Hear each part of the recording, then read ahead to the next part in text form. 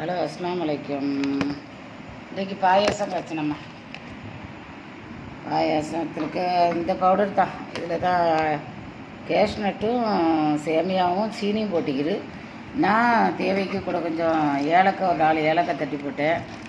கொஞ்சமாக தான் காய்ச்சிக்கினேன். அதுக்கு பிறகு கொஞ்சம் அக்ராட் போட்டேன். ஒரு சொட்டு நெய் ஊற்றினேன் மணக்கும். நாங்களாம் ஹரீரா பாலுன்ட்டு காய்ச்சுவோம். அதுக்கு நெய், ஏலக்காய் எல்லாம் போட்டு தாளித்து தான் காய்ச்சுவோம். கிட்டத்தட்ட ஹரீரா மனம் வந்துடும். அதனால் பாருங்கள், கிறிஸ்மஸ் பழம் அதில் போட்டிக்கிட்டு நம்ம ஏலக்காவும் போட்டு சுட்டு நெய் ஊற்றி தாளித்து எடுத்திக்கிட்டு ஹரீரா பால் மாதிரி இருக்கும். அதோட சேமியா ஒன்றா சேர்ந்தேன்னா கொஞ்சம் வயிறு பசியாக வரும். அதை போட்டேன்.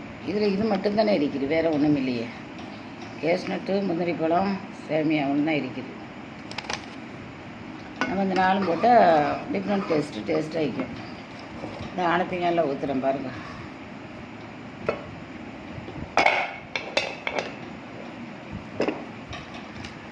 ஒரு ஆனப்பிங்கான வரும். ஒரு ஆள் தாராளமாக குடிக்கலாம். காலை நாஸ்டாக்கு எப்படின்னு பாருங்கள். ஒரு ஆளுக்கு பொழுதும் போட்டேன். பார்த்துட்டு லைக் பண்ணுங்கள், ஷேர் பண்ணுங்கள், சப்ஸ்கிரைப் பண்ணுங்கள். நீங்கள் இந்த மாதிரி இதெல்லாம் கொஞ்சம் போட்டுக்கோங்க. நம்ம எல்லார் வீட்லேயும் தான் இருக்குமே. போட்டு ஏலக்காவும் தட்டி போட்டால் மனம் கூட வைக்கும். ஒரு சொட்டு நெய் ஊற்றி தாளிச்சிக்கோங்க. அஸ்ஸலாமு அலைக்கும்.